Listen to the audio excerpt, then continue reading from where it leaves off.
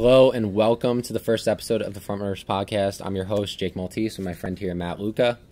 And, I run the Maltese Productions YouTube channel, if you guys didn't know. And I just want to start off by saying, I've seen the Cam Chancellor video. I made it. I know 2 or 3 hits weren't him, okay? You can stop commenting it. I get it, okay? I read all your comments. I know. I put it in the description that I apologized for the 2 or 3 hits that weren't him. I found a video on YouTube with his hits. I didn't realize at the time. I was 15. All right, I was tired. You can lay off. I get it. Okay, 2 or 3 hits weren't him. I'm sorry. I'm really sorry if it offended you, but I get it. So you guys can lay off the comments, okay?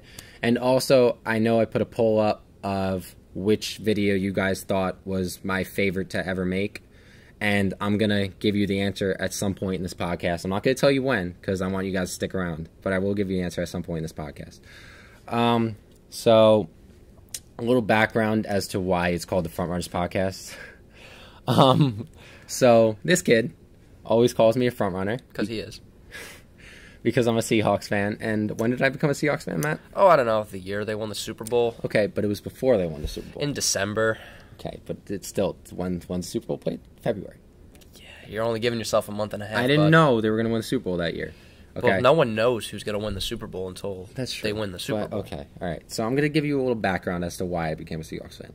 It was 7th grade, all right? I was 13 years old.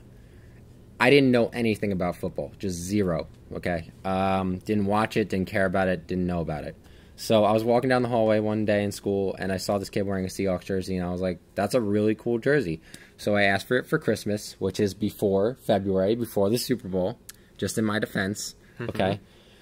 And I got one for Christmas, and then a year or 2 down the line, I actually started getting into football. I started watching it, and I figured I might as well be a fan of the team that I have a jersey of. So I've been a diehard Seahawks fan ever since. And you do know a lot. I do know a lot. You really do. I do know a lot about the Seahawks, okay? I've stayed loyal to them. I will always stay loyal to them. They're my team. They'll be my team forever.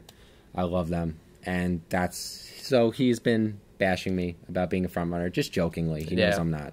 It's calmed down. It's calmed down. It's calmed down a little bit. But and then I tend to reboot with him being a front runner because, Matt, why don't you explain that? Yeah, so I've been a Michigan State fan my whole life.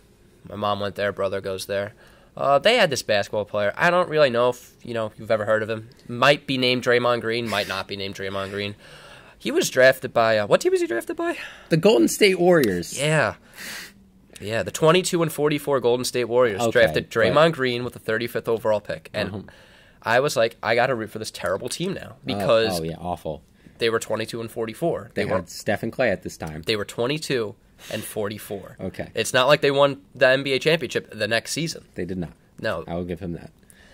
And I've stuck with, He has stuck with it. We won our first. We lost our first. Then we got some guy. I think his name's Kevin Durant. And you know what happens after that. Yeah. No. No, he stayed loyal. It's looking like the dark years are coming for the Warriors. Good for all of us. Bad for you, but he's going to stick with it. So he's not really a front runner. I'm still going to bash him for it. He's still going to bash me for it. But it's just how it works. Yeah. So anyway, that's why it's called the Frontrunners podcast. It's just a little background. So let's get right into it. So I'm sure you've all heard about the Melvin Gordon drama going on with the LA Chargers. Should they pay him? And then I say, like a normal human being, that of course they should pay him. But Matt, what are you saying? I think he is worth the money, absolutely, but it might be in their best interest to ship him off. So he's a crazy person. All right, let's just get that out of the way. Melvin Gordon has been one of the top 5 running backs in the NFL for about 3 years now. Yeah. Okay? You can't debate that.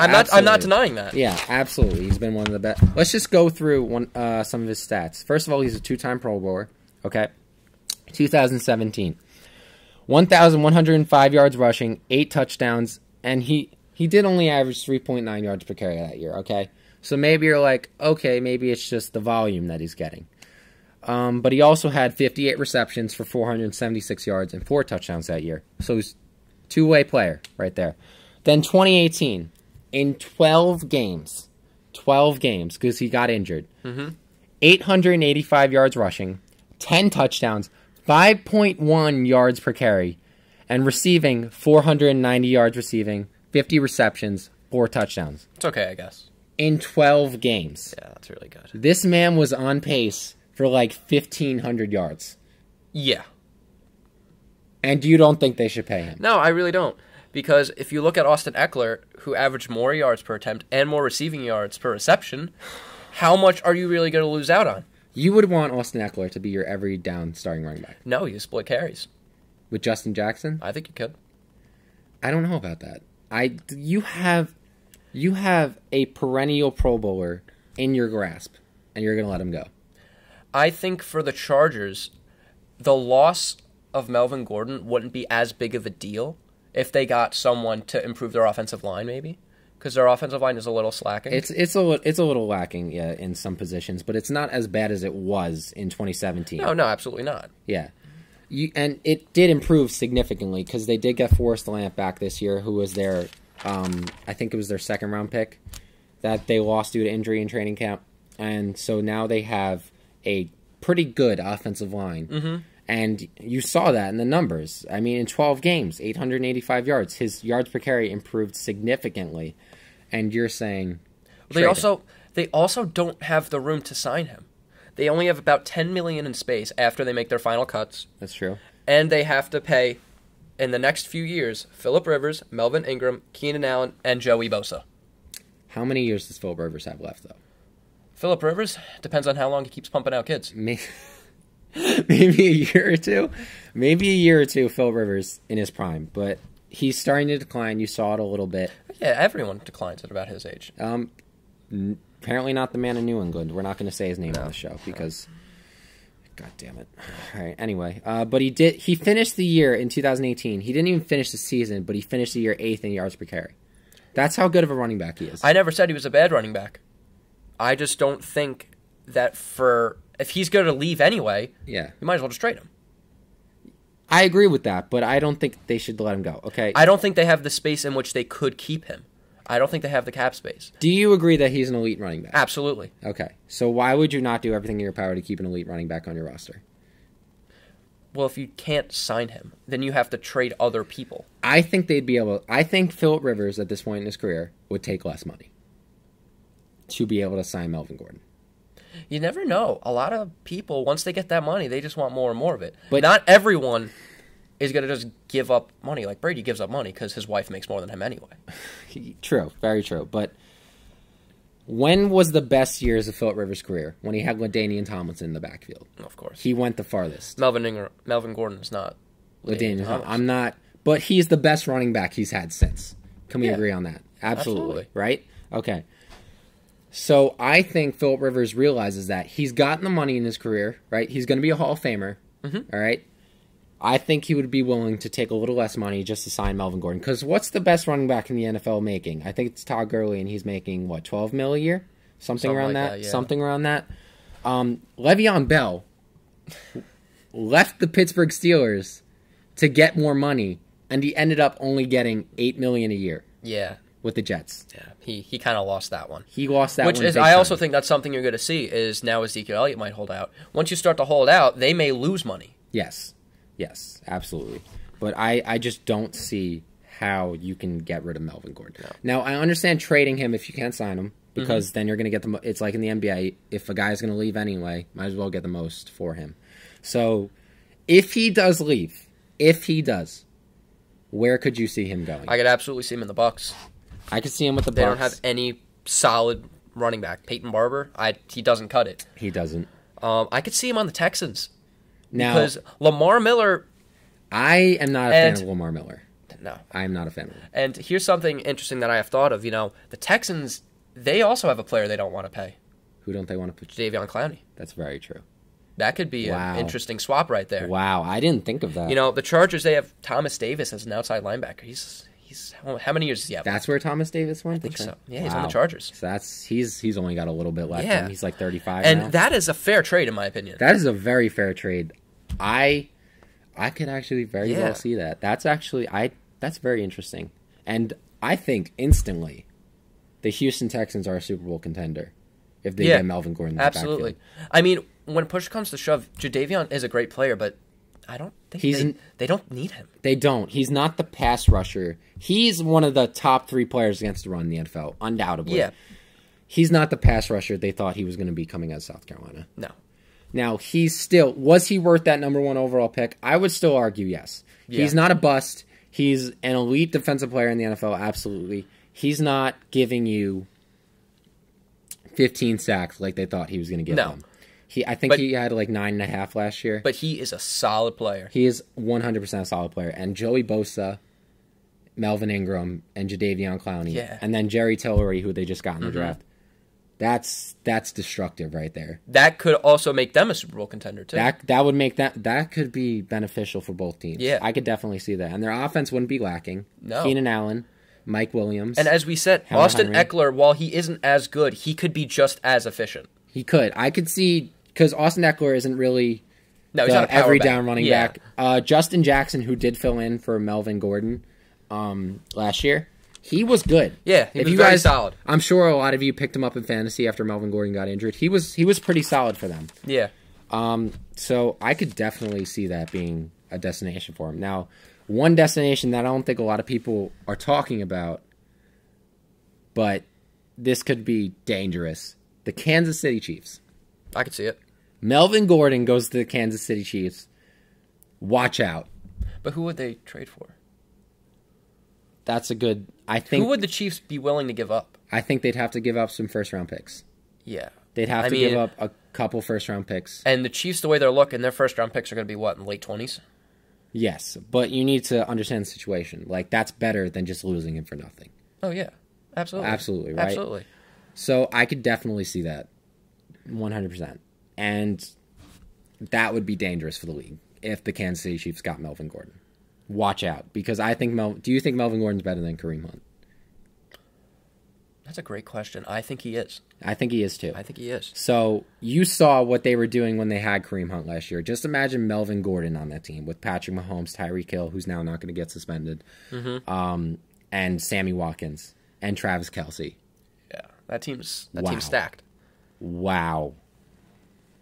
Watch out. That is an elite team. That team's going to the Super Bowl. Yeah, that team 100%. That team is going to the Super Bowl. If D Ford wouldn't jump off sides, which he's not on the team anymore, so they don't have to worry about it. They got Frank Clark. They got my man Frank Clark from the Seahawks. We're not going to talk about that, though. So moving on, another team I could see, the Buffalo Bills. All right? Not the sexiest pick, all right? No, definitely not. Definitely not. But Shady, getting up there. He's not doing it for them anymore. They have Gore now, don't they? They do have Frank Gore. Yeah. They could use him. They could use Melvin Gordon. Yeah. How is Frank Gore still in the league? He wants that record. He's going after Emmitt Smith's record. He's not going to get it. No. He's not going to get it. He's not going to get it, but he wants it. He wants it. He's sticking around a little too long, in my opinion. Frank Gore, what was the last relevant year he had? 2013? No, actually. I would say he was pretty relevant 2016, 2017. He had that 1 year. Yeah. He was actually like a top 10 back. And then he went right back down. But that's only because they didn't have Andrew Luck on the Colts. Yeah. So they were just running the ball. Mm-hmm. Like, Jacoby Brissett wasn't giving you much that year. Yeah. So, Frank might be time to hang up the cleats. And Melvin Gordon be a great replacement. I think they could actually do a swap with Sean McCoy for Melvin Gordon and a couple picks. It wouldn't be a terrible thing because I don't think McCoy is done. He's not done. He definitely has some years left. He definitely has more years left than Frank Gore. You know, another team I think that they could do an RB swap for, and you're probably gonna choke me on camera. What? I think the Arizona Cardinals could do an RB swap. Stop it. I really do. Stop it. Because David Johnson. Mm-hmm. With a new look, with Kyler as the centerpiece, maybe they want to switch pace of their offense. Stop it. You think you would trade Dave? Do you think Melvin Gordon's better than David Johnson? Yes. Stop it. Stop.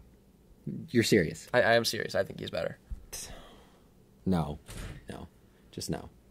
I don't think Melvin Gordon's better than David Johnson. I think he is better. You would swap him. Mm-hmm. I would swap him. You're crazy. All right.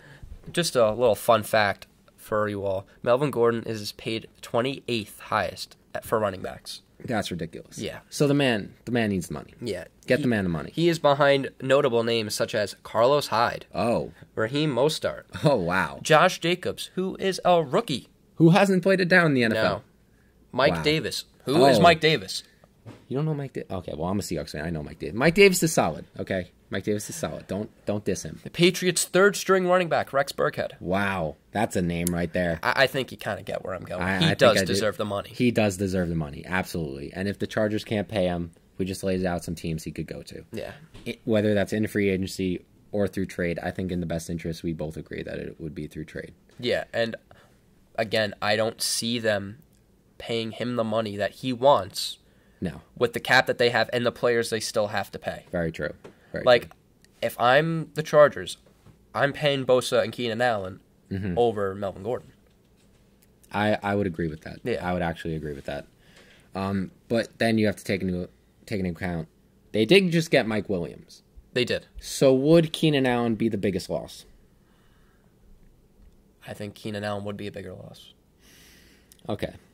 Again, because you have Austin Eckler, who could be just as efficient. That's very true. That's very true. And I think if they did a trade, they would get a running back in return. Like, I could see the Texans trading Lamar Miller Or Deontay in that Foreman. trade, Deontay Foreman. I could see them definitely asking for a running back in return. Yeah. So, just something to think about. I do think the Chargers will end up paying him. You don't. I do not. We'll see how it plays out, and then we'll comment on it whenever it happens. Yeah. All right, so moving on. All right, this is a segment we like to call Second Take for obvious reasons. Yeah. Don't worry, you're not going to get ear raped by Molly Karam on this segment. But we're going to debate who's going to have a better year, Nick Foles or Carson Wentz. And Matt, who do you think is going to have a better year? Personally, I think Nick Foles will have the better year. And I think you're crazy for that, but please explain. Well, I think Nick Foles, and you're going to laugh at me, Nick Foles is a better quarterback. Stop. He's a better quarterback. Stop. I mean, when you look at the fact that Carson Wentz does not win. He doesn't win. I'm just going to let you finish, but please. His first season in the league, what was his record? I think they won 8-8 that year. His first year in the league? Yeah. 3-13. Really? Yeah. 3-13. Wow. His second year, he got injured and they were 10-2. Let's look at who they played. You're just gonna gloss over that second year? Yes. Just wait and you'll understand why. Week 1, they beat the Redskins, ended the season 7-9. So a meh team at best. Mm-hmm. They lost to Kansas City, who ended 10-6. Okay. They're a good team. Understandable loss. Mm-hmm. Then they beat the Giants. We don't talk about the Giants. 3-13. Okay. They beat the Chargers, who were 9-7, but they were transitioning to LA, and they started the season 0-4. Okay, but the Chargers were a good team. They were a good team, but after that, they started 0-4 and they ended 9-7. Okay, I believe. They beat the Cardinals 8-8. They beat the Panthers, which is, in my opinion, that's where you get your first real win. Yes, against an 11-5 Carolina Panthers team. Yeah, that's a good win. That's a good win. Beat the Redskins again. Okay. Beat the 49ers 6-10. Not a great accomplishment. You can only play who's in front of you. I'm not saying that. Yeah. But I'm saying that the path he had wasn't that big of a deal. This was the Super Bowl champions that you're talking about now. I understand. Beat the Denver Broncos 5-11. Okay. Beat the Cowboys 9-7. The Cowboys were a good team. They were a good team. They beat the Bears, who were 5-11. Okay. Mitchell Trubisky's first year. But okay. They lost to the Seahawks, who were 9-7. An understandable loss. It's my boys right there. Here comes Nick Foles. Beats the 11-5 Rams. Wait. Carson Wentz was in that game for 3/4 of that game. The Rams game. Okay. He got them the lead. The play he tore his ACL on, I think, was the play that got them the lead. It probably was. They were beating the Rams because of Carson Wentz. All Nick Foles had to do was come in that game and just not lose it. We're going to nullify that game because I do think you're right. Okay. And I overlooked that. And the Rams were one of the best teams of football that year. Yeah. So Nick Foles wins out. He does play some pretty bad teams. He plays the had Giants. Some pretty bad games, too. He did have some bad games until he got to the playoffs. Okay, yes. They beat the Giants and the Raiders. They lost Week 17 to the Cowboys, but he only played one quarter. Yeah. So that's... You can't really count that. He lost to the Giants? He beat the Giants. He beat the Giants. He beat the Giants. And he beat the Raiders. He beat the Raiders. Wow. Yeah, I know. But He won the Super Bowl. Okay, yes, I'm not going to discount his Super Bowl run because that was one of the best runs I've ever seen in my life. And he was the best wide receiver on the team, too. He was the better wide receiver than Tom Brady, apparently. Yeah. He really was. And Madden gave him a better catch rating that year. Tom, stick to quarterback. Yeah. Don't try to catch. Yeah, no, don't do it. It wasn't pretty. I think you're insane. All right.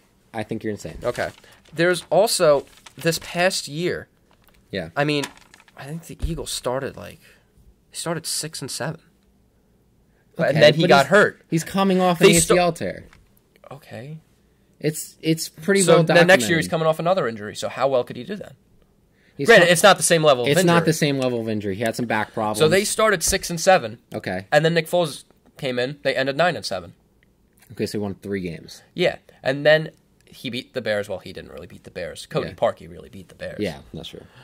And honestly, I think they would have beaten the Saints if Alshon Jeffrey knew how to catch a football. They would have beaten the Saints. I was watching that game. And then would they have beaten the Rams? They could have beaten the Rams. It very well could have been Patriots-Eagles again. It could have and been deep down, you know Patriots-Eagles. that. It definitely could have. Yeah. And did they lose anybody significant from that Super Bowl team? They did. I don't think they did either. I don't think they did. That would have been a good matchup. Yeah. Way better than the Rams-Patriots. Oh, my gosh. That worst Super Bowl I've ever seen. I don't know about you. Yeah, it was pretty bad. I mean, I guess anybody rooting against the Seahawks in 2013, that was probably the worst Super Bowl you've ever seen. That was a great Super Bowl for me. I love that Super Bowl. That was That was excellent. I love that one. 43-8, I'll take that any day. Any day. I'd rather 43-8 than what we saw last year. That's very true. Yeah. That was just not pretty. I think it started off by Tom Brady throwing an interception. I think that was. Yeah. I think that was. That's just how you know that, okay, this is going to be one of the worst Super Bowls ever. You're crazy. I know that. I also think that his team is better. I think that you have an argument there. His team is better. His team is better. I mean, obviously, Myles Sanders hasn't had a snap yet. Jordan Howard has been pretty off. Okay. I think Leonard Fournette is better. I would take Leonard Fournette over the Eagles running backs, yes. I think the wide receivers for the Jacksonville Jaguars have tremendous potential. They do, but that's the key word, potential. They have tremendous potential, yeah. Okay. They're not what they are. They're not great at the moment. No. But Keelan Cole, Marquise Lee, D.D. Westbrook, DJ Chark, insanely fast wide receivers. Yes. Chris Conley. That's a track team. Yeah. And they have Terrell Pryor. He had that one really good year. But he hasn't been able to. Exactly. He hasn't been able to that. come back. But maybe with Nick Foles, he might be able to come back to it. Maybe. I mean, who did he have? He signed with the Redskins after that year. Yeah. So they had your boy Kirk Cousins. They did have my boy Kirk Cousins. Throwing him the football. And what did he do that year? Throw to Vernon Davis. He put up a damn stinker that year. Yeah, that was my 4th round pick. Yeah, that was my 4th round pick. Yeah. And then he went to the Jets, which, okay. That, you can't even really count that. I can't even count that. Yeah, it's the Jets. So we're going to look past that one. So, yes, potential. Yeah. Potential. Are you done? Is it my turn? I won't get into defense yet, but I think you can agree that the Jaguars have a much better defense. I'll give you that. I don't even think we have to discuss that. We don't have to discuss that. Jaguars probably have a top 2 defense in football. Yeah, probably. I don't think that's debatable. Okay, so now to tell you why Matt is a crazy person. One reason. Carson Wentz. You're telling me your league starting over right now. Mm-hmm. Would you take Nick Foles over Carson Wentz? I probably would if they were the same age. But they're not. They're not the same age. But that's not a fair question, though, because if I'm starting the franchise, I'm going to take the younger quarterback if they're about equal in skill. True. Okay, but Nick Foles isn't old. What is he, low 30s? He's the same age. He's the same age as Kirk Cousins. So 31? Something like that, yeah. Yeah, okay. So he was drafted in 2013. Yeah. So he's not old. He's not that old. He is not old. Okay. But you're telling me you'd take Nick Foles over Carson Wentz? Yeah, I would. I would. Oh, God. Okay. Besides his, 19 championships at North Dakota State, what has he really done? We're going to get into that. Okay. Okay. Carson Wentz, the number 2 overall pick. So was RG3. And he had a great rookie year. Yeah, a great 1 year. Just like Carson Wentz had that great 1 year. Okay. He's only played 3 years. Okay. So having one Okay, all right. Let me That's make still 33%. Let me make my argument here. Carson Wentz.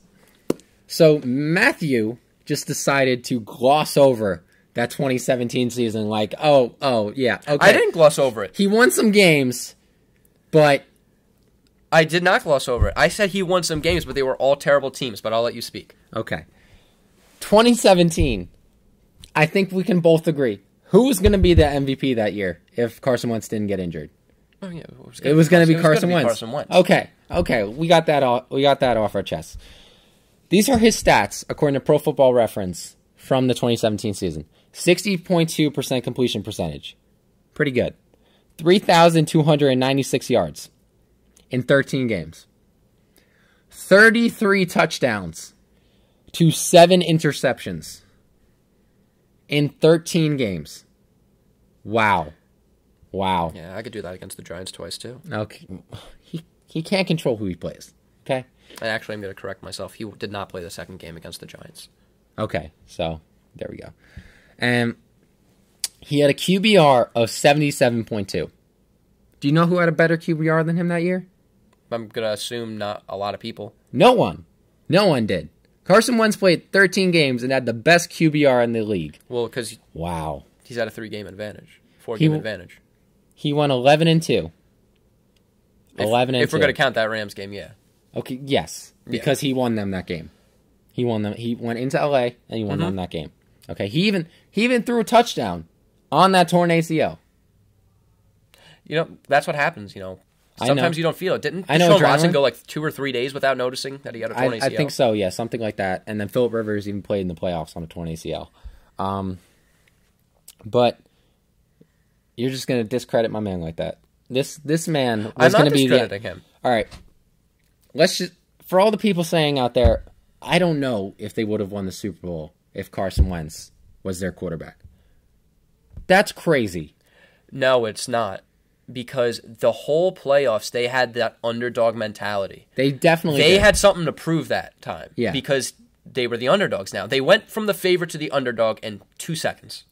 Absolutely. And so, you know, if they walk in like, we're going to win the Super Bowl. Yeah. You know, maybe they double doink. No. You can't just assume that. It's Carson. You have the MVP of the league Okay. at your quarterback. Okay, yeah, Nick Foles went on this spectacular run. But how many times out of 10 is that ever going to happen? Once. Okay. And it happened. So a second-year MVP quarterback, Yeah. you say wins the Super Bowl? Absolutely. So why didn't Patrick Mahomes win the Super Bowl? Okay, because they would have gone to the Super Bowl. Do you think if they played the Rams? If they would have played the Rams, I think the Chiefs would have won that game. Because the Rams won that first game, it's kind of tough. Yeah. They won 56-54 or something stupid like that. By the way, that was the best football game gosh. I've ever seen in my life. That was fantastic. That was a great game. Yeah, I lost 2 in fantasy that week because Tyreek Hill had 4 touchdowns. I had Tyreek Hill. Like that. Yes. Yeah. Yes. That was a great pickup by me. Yeah. That wasn't awesome. Yeah. Okay, anyway. Okay, so that's like saying, all right, say Ryan Fitzpatrick goes on a run and wins the Super Bowl, right? In the playoffs. You're saying you wouldn't rather have Matt Ryan than Ryan Fitzpatrick. Because that's a good comparison. I don't understand what you're saying here. Because I'm telling you, a lesser quarterback went in and won the Super Bowl. Okay. This is Carson Wentz. So the people out there who are saying Carson Wentz wouldn't have won them the Super Bowl that year, you're insane. But Carson Wentz didn't have anything to prove like Nick Foles did. But Nick Foles contemplated retirement. Yes, but they were just dominating everybody that year. Because they didn't play anyone that difficult. They beat the Rams. They did beat the Rams. That's a good team. That was a playoff team. They beat 2 good teams. That's all they could have played. They couldn't control the record. I know that. I'm not saying they can. Yeah. But just because they can't control that doesn't mean it's not true. Okay. It's definitely true. But I'm just saying Carson Wentz absolutely would have won them those games. I mean, that's why the Patriots win the AFC East every year, because look at the AFC East. Exactly. And do you ever discount Tom Brady for what he does? No. No, he's the greatest quarterback of all time. Absolutely. But so I'm just saying, you can't discredit what Carson Wentz did. If you're comparing him to every quarterback in the league, he had the best QBR. QBR is the best statistic to evaluate quarterbacks, as Skip Bayless always says. but You just lost a lot of credibility. but I'm not Skip Bayless. I actually do research, and I don't go off knee-jerk reactions. Yeah. All right, and then, okay, so his playoff run was fantastic, right? What do you think his QBR was throughout that whole playoff run? 75.6. Okay, he just looked at it on my sheet. That's still less than what Carson Wentz put up in the regular season. I'm not saying it's not. Yeah.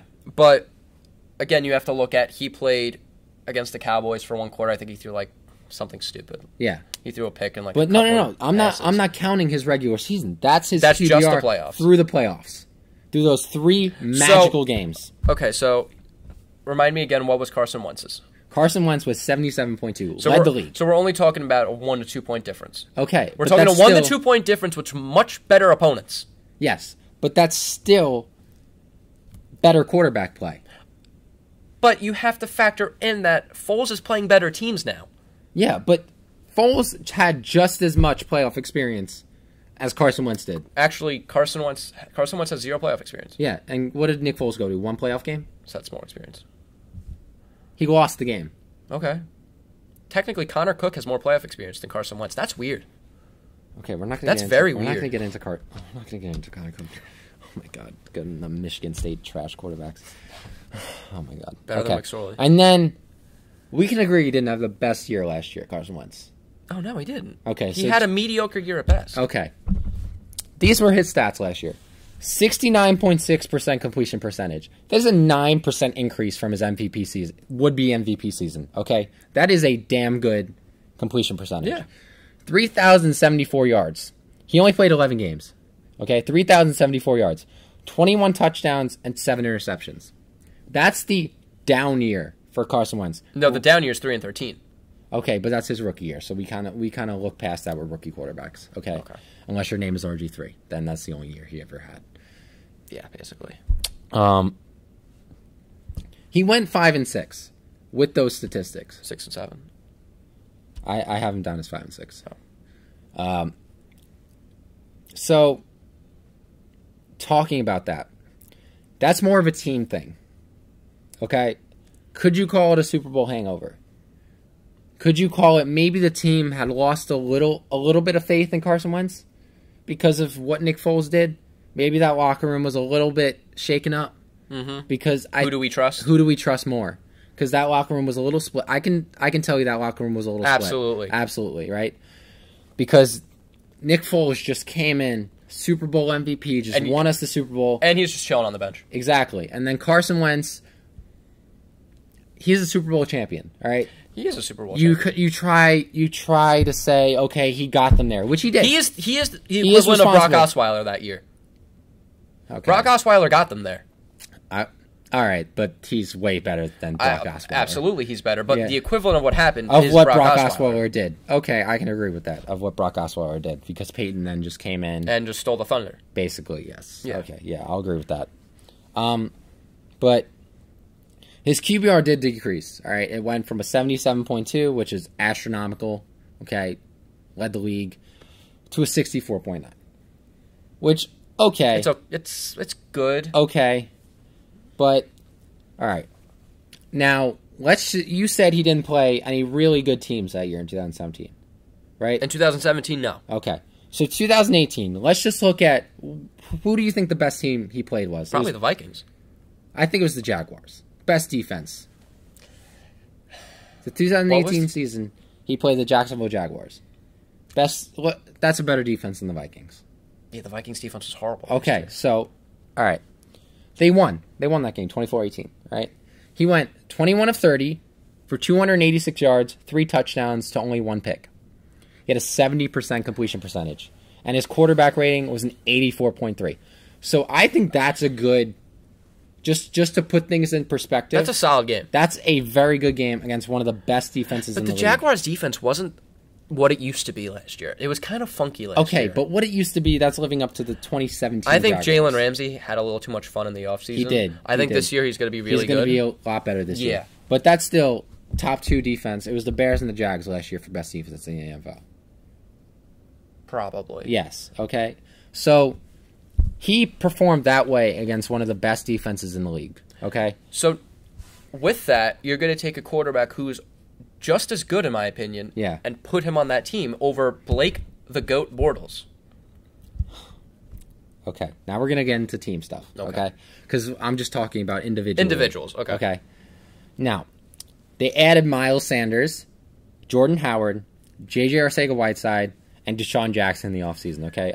Along with, for the defense, Malik Jackson and Andrew Sendejo. If you don't know who Andrew Sendejo is, he's been a pretty solid starter on the Vikings defense for a couple of years. He's a safety. He's going to be a good addition. Now, talking about Myles Sanders, I know a lot of you probably didn't watch Penn State football. I watched every game. I go to Penn State. I went to every single game. Myles Sanders is a little Saquon Barkley. And I'm not saying that with exaggeration because Saquon Barkley is talked about as closely to God in State College, Pennsylvania. This is true. Yes. So Myles Sanders is a little Saquon Barkley. He's a junior Saquon Barkley. If you have not watched this man play, watch him play. Because he is a pretty solid running back. In the one game that I went to, he was pretty solid. Dominated Michigan State. You saw that run. He had 2 breakaway runs. Everything else he got clamped. Okay. But he did also have those 2 breakaway runs. He had those 2 breakaway runs. Yeah, he's an explosive player. That's the same thing with Saquon. Saquon's not always going to have explosive runs on every play. Yeah. But he's going to get explosive runs, all right? Myles Sanders, I'm telling you right now, he's going to set the league on fire, okay? He's going to be a multiple-time Pro Bowler, maybe not in his rookie season because he's splitting snaps with Jordan Howard. Yeah. But it's going to be very evident very early that Myles Sanders is a better running back than Jordan Howard, and he's going to get a majority of the touches in that backfield. Okay, so I urge you, if you have not watched Myles Sanders, go look up some of his highlights because you're going to be like, wow. This man is for real, okay? So, Jordan Howard, good addition, solid running back, all right? Good. That's going to be a good pair.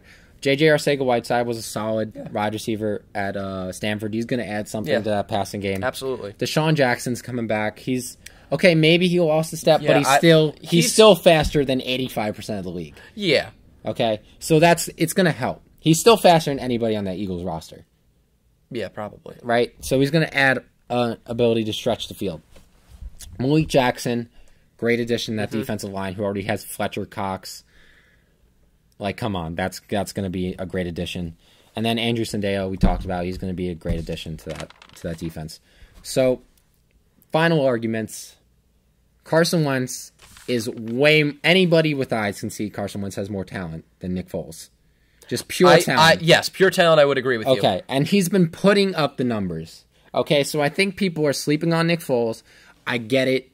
Nick Foles had that magical run to the Super Bowl where he won, was Super Bowl MVP. But people really forget Carson Wentz, he's going to be healthy this year. Yeah, it's his second year off the ACL, okay? He had that back spasm, He did have back problems, but he had close to a year to resolve that. I think that's going to be okay. I think Carson Wentz is going to have a better year. So what's your final argument? I would say that the odds are in Carson Wentz's favor to have a better individual year. Yeah. But I think when push comes to shove, the Jacksonville Jaguars are probably a good chance to be in the playoff. And I don't think the Eagles are. I would agree with you on that. I can see the Jaguars going farther than the Eagles. Part of the problem with the Eagles, sorry to interject, part of the problem with the Eagles is that it's the NFC East, and every team is bad. So every team has a shot. Not really this year. The Dallas Cowboys are going to be good. Yeah, but they're also the Cowboys. So, like, yeah, they're going to be good, but they're not going to be good. Stephen A. Smith says they're going to mess up. They're going to mess up. Yeah, they're absolutely going to mess up. They're going to cowboy it up. Yep. They're going to do something. It's not going to be pretty. So, yeah, that was Second Take. All right. Yeah. That was our first debate segment. So now moving on. All right. Another segment we like to call Offseason All-Stars, all right? You're watching training camp every year. Everybody hears about this no-name player that's blowing up in camp, that's doing things that Dak Prescott did. Dak Prescott, all right? When I signed him in free agency and during the preseason, and you laughed at me. I did laugh at you. And then the next day, Tony Romo got hurt. Tony Romo, you know who he got hurt against? I don't know. The Seattle Seahawks. I thought you meant individual. So, Dak Prescott, you are welcome for my team giving you a chance to be the starting quarterback of the Dallas Cowboys. I don't think it'll last much longer, but that's a topic for another day. That is a topic for another day. Okay, so basically Offseason All-Stars, we're each going to pick a player who you've probably never heard of that we think could be the talk of the offseason. That's going to be pretty good. They're going to be a starter that nobody knows, and they're going to have an impact on their team. So, Matt, why don't you go first? All right, I'm going to start. Now, the problem with my All-Star is that I don't know if he's healthy. Okay, that's fine. That's fine. Halfway through the year last year, he tore his Achilles, and that's about a year long to That's recover. about a year. So when was that? I think it was against Michigan, so I think it was like week 6. So Okay. I don't know if he's healthy. He's probably not healthy. Okay. But Felton Davis III, this wide receiver, he's a rookie. He's a rookie. He was an undrafted free agent signed by the Chiefs. He stands 6'3", 211 pounds. And if you watch his highlights, which I urge you to do, I see Julio Jones. Stop it. I see Julio Jones. Stop the way it. he goes up for the ball, Okay. the way he manages to bring them down. You saw it. You saw it. I did see it. I saw it firsthand, front row and center against Amani Oruwariye. Yeah, who is a top cornerback in the draft. He was a top cornerback. He ended up torched going the it. 5th round, but we're not going to talk about that. He torched him. He went 8 receptions, 100 yards, and 2 touchdowns against the top cornerback in the draft. Well, not in the draft, on Penn State. He was a top 10 quarterback in the He draft. was a top 10 quarterback in the draft. I saw that play, front row and center. He makes stuff happen. He does. Felton Davis makes stuff happen. He was hurt that play, too. That's crazy. I don't know if you knew that. He played that game hurt. I will give you that he was very impressive in that game. He's definitely an NFL wide receiver, 100%. I urge you to look up highlights if you haven't, because the stuff he does is pretty amazing. Yeah. And the Chiefs wide receivers, they have Tyreek Hill and Sammy Watkins, but other than that, there's plenty of room for him to come in. Yeah. And I think you think he could come in. I think 100% he can come Especially with Pat Mahomes. Like, he can make some stuff happen. Especially because the only go-up-and-get-it receiver they have in that offense is Travis Kelce. And he's tight end. And he's, exactly. He's tight end. So he could, and that's part of the reason why I have the Julio Jones, that, I mean, in this NFL anymore, you don't have a lot of go-up-and-get-its. No, you don't. And It's a handful, probably. And when I made that comparison, I made sure I watched a Felton Davis video and I watched a Julio Jones video. And I saw the same exact plays. It's a bold statement. It's a very bold statement, and I knew you were going to probably choke me on camera when I said that. But I really do think it could happen. By the way, if you guys can't tell, he is a Michigan State fan. I said that because of the Warriors. He's a big Michigan State fan. I'm a very big Michigan State fan. I mean, last year in 2017, he played 11 games, 55 receptions, 776 yards. Averaged 14.1 receptions and 9 touchdowns. At 14.1 yards per reception. Okay. And then 9 touchdowns. That's a solid year. That's a solid year. That's a very solid year. That, 6 games? No, that was 2017. He played the full year. Okay. And that was when Lewerke was good. Yeah. Last year, Lewerke was hurt. Yeah, okay. He's also just Everyone on Michigan State was hurt last year. He was also just bad. No, he was hurt. Okay. Last year, when he played 6 games, 31 receptions. Yeah. 474 yards. Okay. Average 15.3 yards per reception. Wow. And 4 touchdowns. Yeah, in the Big Ten. So that's saying something. Yeah. A lot of good defense in the Big Ten. Yeah. All right. There's definitely a chance for him to grow into a top wide receiver. Yeah, I make fun of you for your Michigan State fandom and your Michigan State homers. That's logical. That's a legitimate threat. I saw Felton Davis up close and personal. He can be something. Yeah. He can be something in the NFL. All right, so my guy, okay, he was a 6th round pick by the Tennessee Titans. David Long Jr. Okay. Who? Exactly. Exactly. No idea. He's a guy you've never heard of. He slipped in the draft because he's undersized. He's 5'11" at linebacker. Okay, so that's why he slipped. That's why he slipped, okay? But first of all, he was first team All Big 12, Big 12 Defensive Player of the Year, okay? I'm going to stop you right there. Yes, I know what you're going to say, Big 12 defenses, okay? I get it, but let me keep reading. 2nd team unanimous AP All-American, okay? So that's saying something, all right? And he's only 20 years old. Yeah. He's only 20 years old. So he's young, okay? He has tremendous potential, okay? 108 tackles, 19.5 tackles for loss last year. 7 sacks, 2 forced fumbles. Okay? This man played for West Virginia. Okay? Not the best defense in the world. No. Okay? But I watched his highlights. He's going to be a great player in that Tennessee defense, okay? Because they don't have a lot of big-name linebackers. No, they have Wesley Woodyard. That's about... Do they still have Arakpo? He retired, right? Arakpo retired. Yeah. So he's going to be fighting for a spot. He's going to have the chance to get that spot. Yeah, he could absolutely start. So I'm just telling you, this man sees the gap before the running back does when I watched his tape. He is insanely instinctive. He has great instincts. He's probably one of the best run defenders in the draft at linebacker. Like, if you go and watch his highlights, you will see him shooting that gap like any of the best linebackers in the NFL. So I urge you to go watch his highlights. I'm telling you, you're going to be hearing a lot in the preseason and training camp about David Long Jr. Okay, he's on the Tennessee Titans. 6th-round pick. Just watch out for him, all right? And those are our offseason all-stars. So Felton Davis for the Chiefs, David Long Jr. for the Tennessee Titans. I'm telling you guys, watch out for them. They're going to be big. They're going to be big time. Okay, we're moving on, and we're going to go to the fantasy breakout players. All right. Fantasy football season's coming up. I'm excited. My favorite time of the year. Yep. Okay, I am the defending champion in our league. Okay, let me preface something. The best team in our league was Chris, our friend Chris. It was our friend Chris. It was Chris. And he decided he wasn't going to wake up until 3 p.m. that day, and he played Devontae Adams when he was not playing. He was not playing that. So, champion. But I would like to... But you still won. I won. I have a ring. Still won. I have a ring on my finger, not literally, figuratively. I got that championship. You did. So, and I never thought you would. But yes. I remember what I said to you. What? At like 5 or 6 weeks into the season. Yes. How is your team so bad? You have tremendous potential. I started out 1-4. And my team went on a run. I don't think you lost. Every single game. Yeah. Since. And went to the championship and won. So, I'd like to say I know what I'm talking about. Dreams can happen. Dreams can happen, people. So pray. Pray and hope. Because, man, did I do that a lot last year. And it worked. Yeah. Because there were some dark times around week 5 where I was 1-4. And I was just like, this is... I didn't know how. I didn't know how either. I didn't know how. I was... Because I think you can agree I know fantasy. Like, I can play fantasy. Yeah, you know. I know my players. I know my waiver wire pickups. Like, I'm pretty good. Watson, McCaffrey, and Hill. And you were 1-4. And Gronk. And I was 1-4. So... We're just going to leave it there. So we each picked 2 fantasy breakout players. We're going to go back and forth.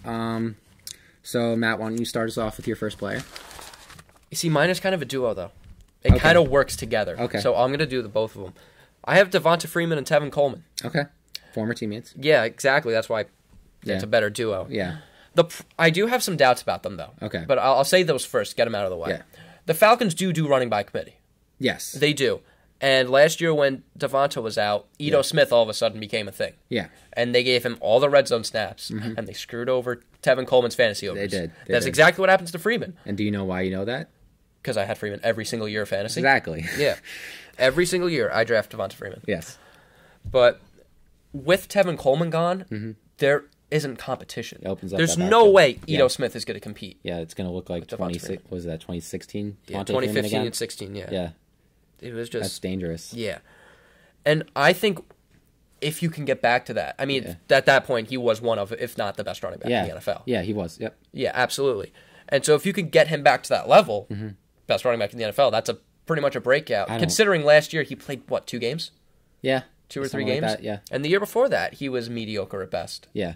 Tevin Coleman was definitely eating into his snaps. Absolutely. And Tevin Coleman, he's on the 49ers now. He has to beat Breda and McKinnon, but he could do that. Yeah. So my doubt for him is just he's got to play like he has. Yeah. I mean, Coleman's a great first down back and third down back. He is. He can definitely be a starting running back in the NFL, and now we're going to see that. Yeah, they're 2. The problem with those 2 on the same team is that they were 2 RB1 level running backs. Yeah, definitely. And they didn't mesh as well as Ingram and Kamara did. Yeah, they also didn't have the same offense. Well, yeah, and then Ingram Kamara is probably one of the best running back duos we've ever seen. Yeah. Honestly. Yeah, it probably was that one year. Last year it wasn't that great. It wasn't that great, but it was... That 1 year. Yeah, that 1 year was special. Was special. Yeah. So I can definitely see that, especially... Tevin Coleman is 100% a starting running back in the NFL. Oh, yeah. And he's going to get in that Kyle Shanahan offense as a pass-catching back, and he can be a 3-down running back. Absolutely. Watch out. That's definitely somebody I would also... Honestly, I don't even... I think Devonta will be a 3-down running back. I think Coleman's a more versatile running back than Freeman. He is, because Devonta is a good pass-catching running back. He is. Like, people forget about that. Like, he was very good in that year where they didn't have Tevin Coleman before they drafted him. Yeah, he was every down, basically. Yeah, and he's a good pass-catching running back. Like, it's not like he can't catch the ball. So I definitely agree with you on that. I definitely think those 2 are going to be pretty valuable options in fantasy this year. Also, I think it depends on what happens with Garoppolo. Very true. I mean, he played one game in a 49ers uniform. I think, he had that 6-game stretch where he went 6-0 with the 49ers. He did. And then last year he played one game. 3 games. 3 games last year. I thought it was one. I thought he only played the full game against the Vikings. No. It was 3 games last year, and then he got injured that 3rd game. So it was like 2.5 where he tore his ACL. And again, off an ACL injury, they may be run heavy. They probably will. They could either be run heavy, but if they know that they're going to be run heavy, that may screw him up. And look at, where he's going to. Who was the offensive coordinator for Devontae Freeman and Tevin Coleman? It was Kyle Shanahan. Yeah. So he knows how to use them. Absolutely. He knows how to use them best. Yeah. So I definitely agree with those 2 players. So definitely have a chance to break out this season. Look for them in your drafts. You can probably get Devontae might be a first-round pick. Devontae will probably slip to 2nd or 3rd. Yeah, okay. He'll probably slip to 2nd or 3rd. Coleman's probably 5th or 6th. Yeah. So, but that's tremendous potential. You got a lot of potential there. Devontae has the potential to be an RB1. Absolutely. Tevin Coleman has the potential to be an RB1. Maybe a low end RB1, like a Dalvin Cook RB1. Yeah. So I could definitely see that. All right. So my first player, Calvin Ridley. Okay, Calvin Ridley of the Atlanta Falcons. He was the 3rd wide receiver in that offense last year. And now he's the 2nd. Because he way outperformed. He was the 3rd, but he was really always the 2nd. He was really always the 2nd. But they played him as the 3rd. They played him as the 3rd because Mohamed Sanu was a staple in that offense at that point, and he way outperformed him last year. He was the number 20 wide receiver in PPR last year. He had 199 points, which is crazy. Yeah. And as a rookie, 64 reception, 821 yards, 10 touchdowns on 92 targets. That's really good. With Julio Jones getting his in that offense. Mm-hmm. Julio Jones didn't lose anything. Targets in that offense. Calvin Ridley just added to it. Yeah, Sanu lost targets probably. Yeah, and then and also this can open the field for your breakout player. For Devonta Freeman. Yeah, because now you have to worry about those 2. Austin Hooper's kind of a threat too. He kind of you can never leave out the tight end. No, you can't. Yeah. So that's 3 people. Spread the field out. And then there goes Devonta for a 20-yard check down. Exactly. So, first of all, Calvin Ridley led all rookies in receiving yards and touchdowns, and I know it wasn't the best rookie wide receiver class, but that's still saying something. 821 yards. That's a very good year for a rookie. He, again, impressed enough to become the number 2 wide receiver in that offense, because Mohamed Sanu was pretty much a given to be the number 2 wide receiver in that. He wasn't losing his job. The Falcons drafted Calvin Ridley to add, not to take a receiver's place. But they did. But he did. That's how good he is coming out of Alabama.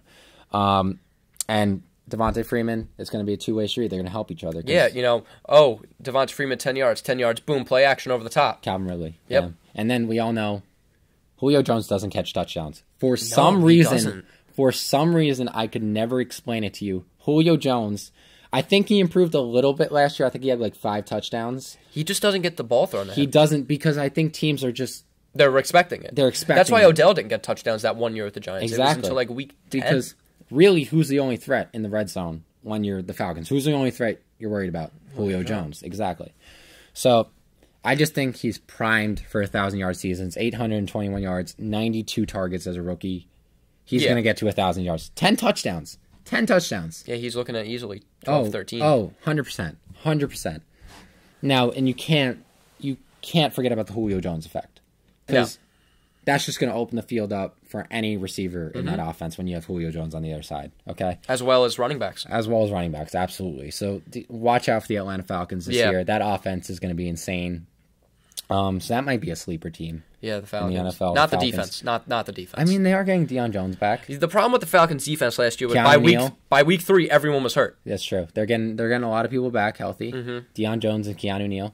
I think that. Do they still have Vic Beasley? They do still have Vic Beasley, who had that 1 year. That 1 year where they went to the Super Bowl, but he hasn't really been... No, but he has the potential to go back. He digressed, but he definitely has potential to go back. So my second player, DJ Moore. Solid. Of the Carolina Panthers, okay? They lost Devin Funchess to the Colts. He went to the Colts in free agency, okay? Well, that's it then. Yeah, he's the only receiver in that offense. I mean, okay, maybe some smart people out there are going to be like, oh, what about Curtis Samuel? Guys, come on. They drafted DJ Moore in the first round.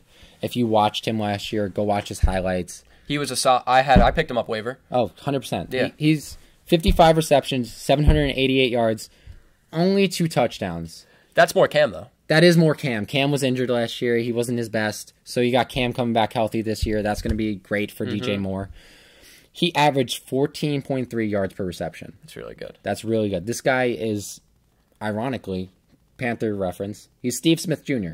Yeah, he is. Steve Smith. He is. 2.0 in that offense. He's basically the same height, same credentials. They can be the same receiver, okay?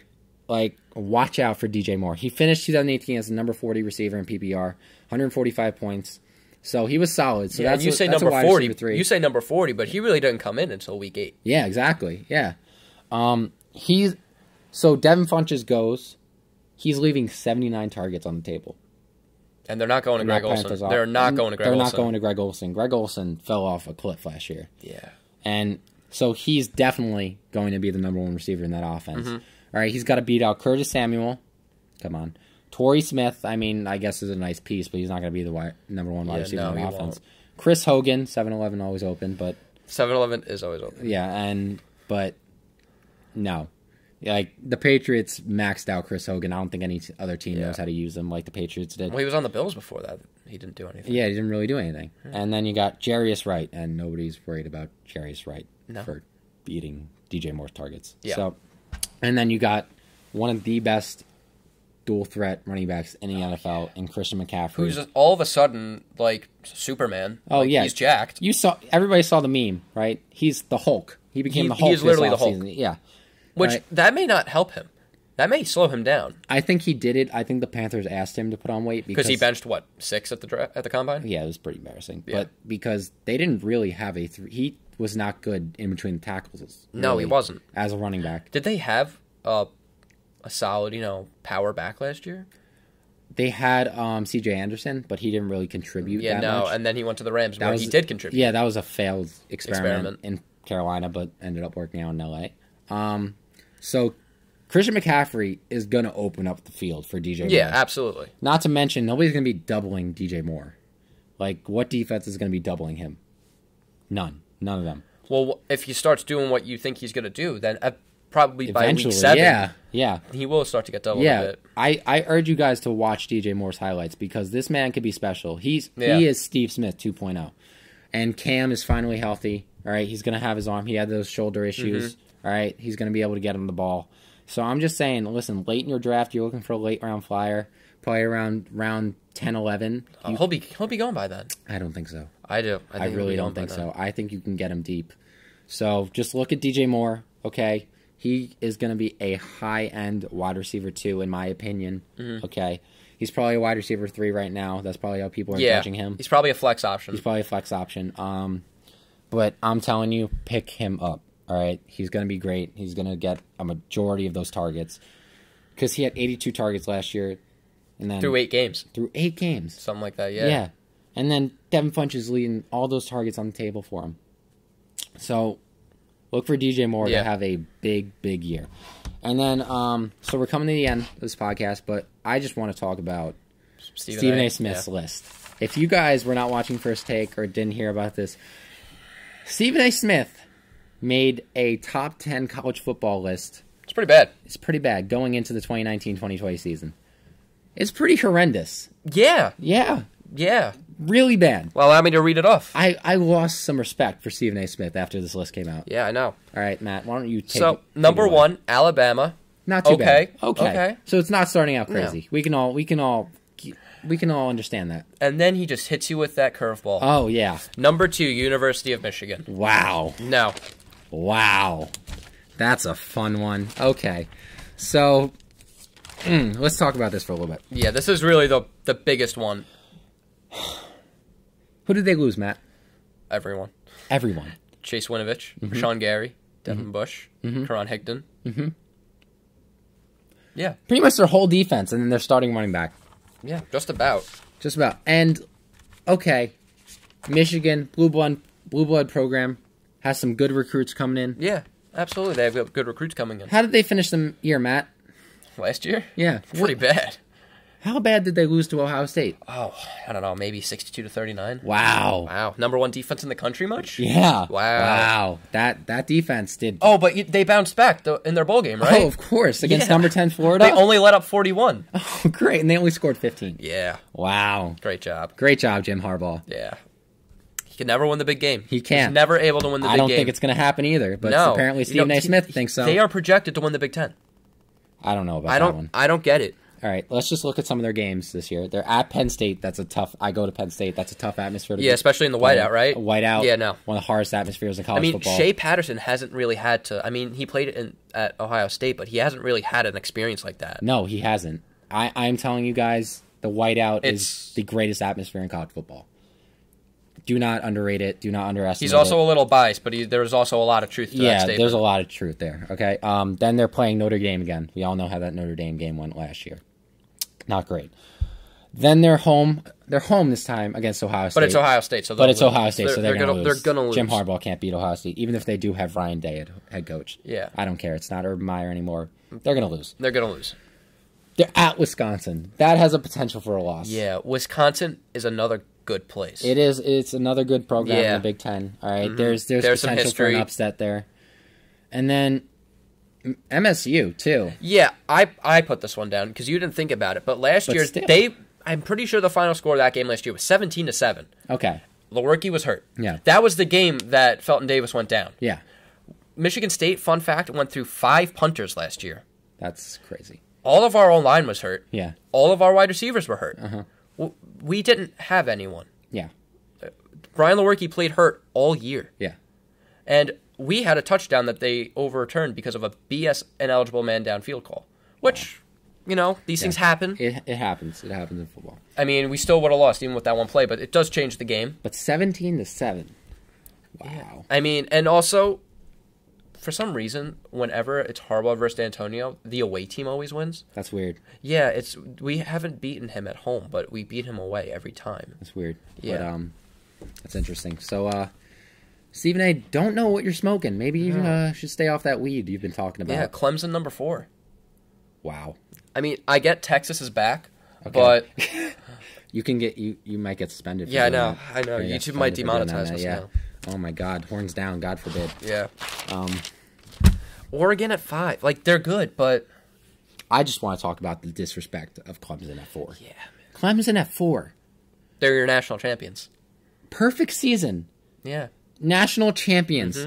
Obliterated Alabama in the championship game. Unlike Alabama, they actually play teams during the season. Yeah. They don't play, they have a good the schedule. Citadel. Yeah. Yeah. By the way, Alabama was tied against the Citadel last year. 10-10 at halftime. That's your number 1 team, Stephen A. Smith. The Citadel. Against the Citadel.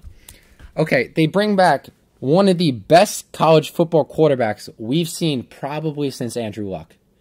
In Trevor Lawrence. Yeah, that hair, man. That hair. It's luscious the hair. It's the hair. It's the hair. You know Spike Lee, it's the shoes, it's the hair with Trevor Lawrence. 3,200 yards last year. He didn't... How many games did he... He didn't play the full season. I think Kelly Bryant started 1 or 2. Maybe. Yeah. And he got hurt against Syracuse, so he didn't even play that full game. Yeah. And then 3,200 yards, 30 touchdowns, 4 interceptions. That's an NFL stat line. That is an NFL stat line. In less games. A true freshman at Clemson. Does that include playoff or no? That does not include playoff. Yeah, so we're talking 11 or 12 games.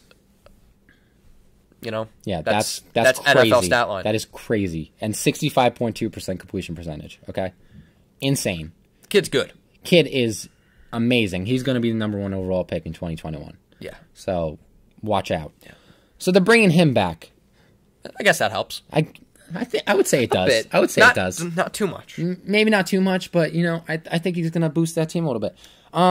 They're bringing back one of the best running backs in college football, Travis Etienne. Yeah. Yeah. That helps. Yeah, that helps too. Only 1,658 yards last year. That's nothing. 24 touchdowns rushing. What's that? What's that? Don't ask me. I know. I get it, Stephen A. Smith. They're only bringing back their 2 best wide receivers in Justin Ross and T. Higgins. Yeah, sure, they lost a couple people on the D-line. Oh, yeah, but also, it's Clemson, so you really think they don't have people... Yeah, they had number 10 recruiting class. Oh, yeah. According to 247. Yeah. Clemson. Yeah. Okay, Stephen A. Smith. Yeah. And they're bringing back the best safety in college football in Isaiah Simmons, who had 88 tackles, 9 tackles for loss, 2 sacks, 1 interceptions, and 3 forced fumbles on that defense. So I really don't think they're going to suffer that much.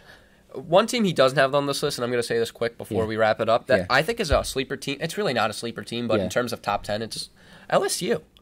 LSU, I could definitely see it. I mean, they beat UCF. Finally, someone beats UCF. Like, I know. It's about Oh, my time. God, those damn national champions. I mean, the score wasn't that special. It was like 43-35. Yeah. But if you watch that game, you know it was not 43-35. Yeah, no, LSU dominated that game. Yeah. It wasn't even fair. They had like 13 injured defensive players. Yeah. And they had 1 under suspension. Yeah. It really wasn't close. Devin White, I don't think played in that bowl game. No, I think he was suspended. Yeah. No, I think he just left for the draft. Yeah. Yeah. Yeah. So the best defensive player didn't even play in that bowl game. Yeah, but they kindly showed them what it's like to be playoff. Yeah. 100%. Competent Power 5 team. And then I just want to get this out there. Oregon is way too high on that list. Absolutely, Oregon's too 5? high. Like I'd put them at 9 or 10. 9 or 10 I could see. But they went 9-4 last year. They barely beat Michigan State in the bowl game with the injured lineup. 7-6. Oh my gosh! Don't remind me. Oh my God. And the only reason they scored that 7 was because of a bad pass interference call. Yeah. Okay. So I suffered through that game. they're in their second season under Mario Cristobal. Okay. Justin Herbert. Yeah. Okay. He's been hyped up a little bit. He's probably going to be one of the top quarterbacks drafted next year. Yeah. He's returning. By the way, Matt, do you know what rank they finished last year? They finished unranked last year. Unranked. Yeah, that's... And you have them at number 5, Stephen A. Smith. Wow. Yeah. Great job. Wow. I just want to applaud you for doing that really one. good. You're doing a great job, man. Great job. He's still, the Knicks didn't get Zion. He's still suffering, but that's besides the point. I'm still suffering from that one. But, yeah. All right. That's about it. That's about it for this episode. That's it. Yeah, so... Thank you guys for watching. Yeah, we're gonna answer be back the question. next week. Your poll. Oh, yeah, answer my question. My favorite video I have ever made, Peyton Manning. Peyton Manning is the favorite video I ever made. I wouldn't have guessed that. Yeah, a lot of you said the Marshawn Lynch video. I did like that one too. But I thought it was the Eagles one. Eagles one is my number 2. A story of the Philadelphia Eagles. Not a lot of views on that one, but I urge you guys to go check that one out because I'm very proud of that one. Mm-hmm. My Peyton Manning video is my favorite one. I just love the way it came out. Peyton Manning was my favorite quarterback growing up. Oh, yeah. So I just love being able to make a tribute for him, and I love the way that one turned out. So that's my favorite video of all time. Yeah. Good stuff. Yeah. All right, so we'll be back next week. Mm-hmm. Maybe Melvin Gordon gets signed. Maybe he gets traded. For Jadeveon Clowney, we don't know. We don't know. So thank you guys for watching, and we'll see you next week. Take care. Yep.